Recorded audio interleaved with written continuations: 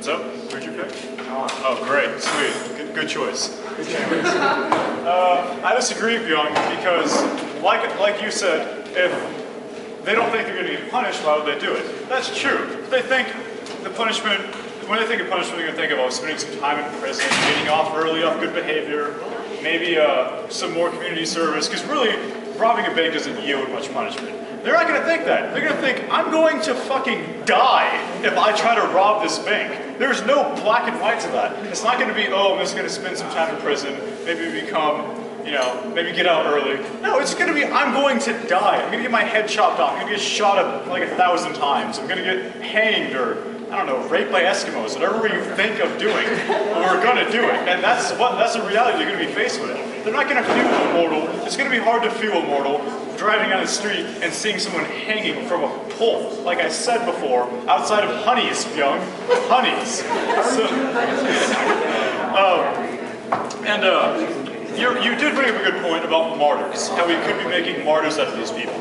But that's because typically martyrs, whether they be religious figures or military officials or government officials, anything, it's because their deaths are beautified. Like reading verses in the Bible, reading stories about revolutionaries who died. It's always beautified. There's going to be nothing about beauty when these people are hanged. There's not going to be anything glorious about it. Like, oh, look at our valiant leader hanging there with shit in his pants. Like, that's what they're going to be faced with, Young. It's going to deter people.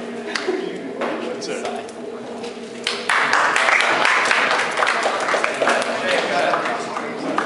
I just thought of a way how we can use public executions to help the economy and create more jobs. So we can go back to what the Romans did, and we can build coliseums and have all the people on death row fight to the death either against each other or against wild animals. And it would create jobs because we need to build these coliseums and get the animals and bring them there and manage the coliseum.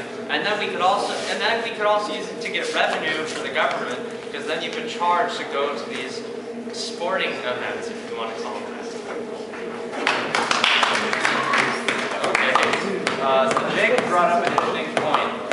It's basically, how public are these things going to be? Are they going to be in giant coliseums where we would be glorifying their death? Or are we just going to have it, oh, they're in a room, but it's on TV and you can go watch it? Or it's streaming on the internet, you can buy it and watch it on the internet? Or are they going to do it in the middle of town square? They're going to go into the middle of Corona and just start killing our inmates. So how public, basically, do we want these public executions to be? Another thing to think about. Who will speak next? All right, Jarrett. Oh my God. Okay. All right. Okay, now, I'm in favor of public execution. I think it will deter people from committing crimes. But I think our current forms of execution, like the electric chair and maybe hanging, aren't really effective enough. I think we should have more heinous ways of execution. Like Jake said, maybe a coliseum. Now, for especially heinous crimes, the Romans had a very specific way of dealing with these committers of these crimes. They would have a giraffe. And this giraffe would be specially trained to rape that person to death. Now, I think that if we had these rape giraffes, along with the Colosseum, maybe people wouldn't want to, commit these crimes. Because honestly, who here wants to be raped by a giraffe? So that's just one person then. So I think that if our punishment for committing these crimes was much more terrible for the person, for the people both watching and for the person that it's happening to, I think that it would be much more effective than, say, or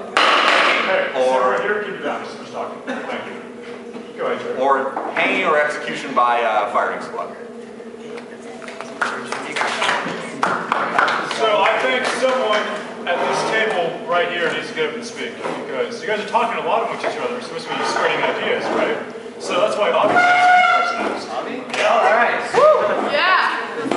Melissa's got some points too.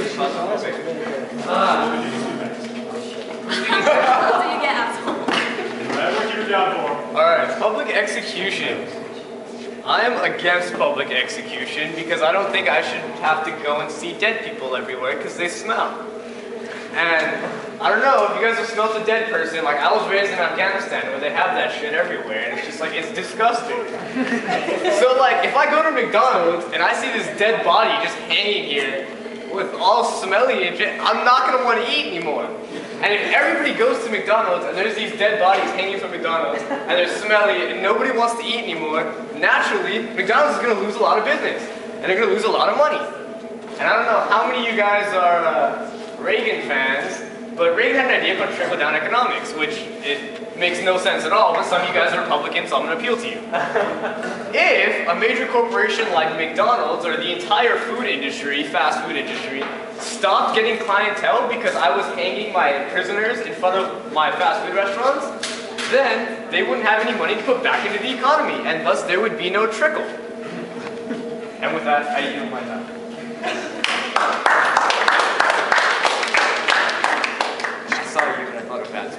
Chad, Serrao. Alright.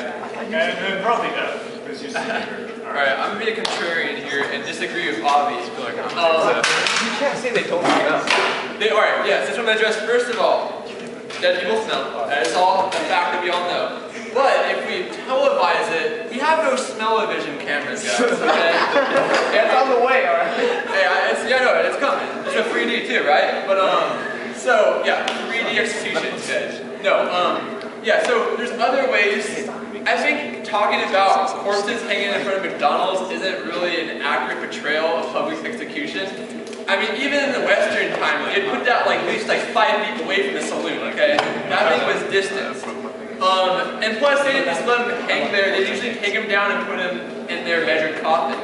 And today's modern technology, we can do what we like, and we can put it on TV. You don't even have to be even close to that person. You can be in another continent and still see the presentation of the whole execution. I mean, it's going to be a pay-per-view event. People go to Wingstop, you know, for the fight. No, they go now, they go and watch the execution.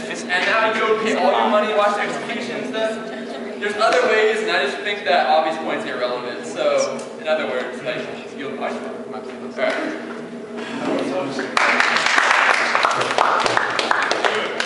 So, Jen, anything to say?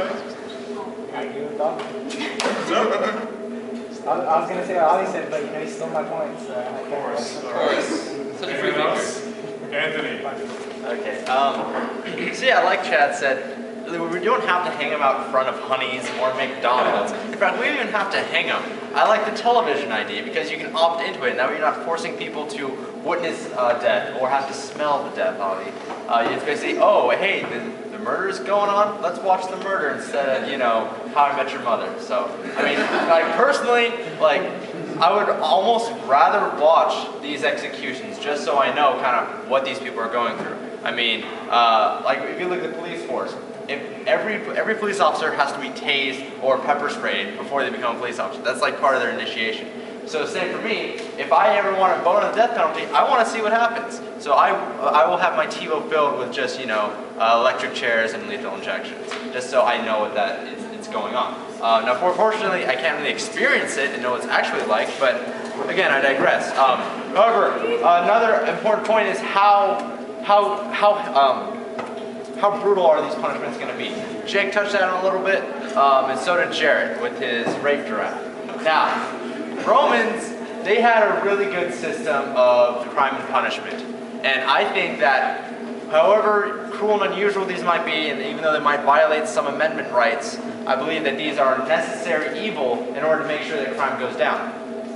For my symposium sophomore year, I did judicial torture by caning in Malaysia. For those who aren't familiar, it's basically, you get this prisoner, you strap him like this, naked, bare bottom exposed, and you take a long reed cane about 10 inches long, and you just thwap him on the ass, repeatedly. Certain crimes you get 10 lashings, other crimes you might get 2. If you're lucky you only got 1. However, they'd all be terrible, and they'd swing them at, you know, about like 60 kilometers an hour, and it would leave marks and bruises and blood everywhere. Now that is a terrible, terrible crime. And you want to know, or I mean, terrible, terrible punishment. And you know what crime was subject to this sort of punishment? Rape. And if you look at the numbers, in Malaysia, their yearly rape rate was 1,000 rapes a year, whereas in America, it was 10,000 rapes a year. Now, this might be, this might say a whole lot more about how our death penalty works, whether or not we aren't being strict enough with our rapes, but I know for a fact that it's working in Malaysia. There's a lot less rape going on. Even though they may not have giraffes, there's still a lot less rape. So I mean, if we kind of change the punishments in general, we may not have to publicize these executions. But if we make them to where people are aware that, hey, you do this thing, something really bad is going to happen to you, then that might deter more crime than if just, you have to see it.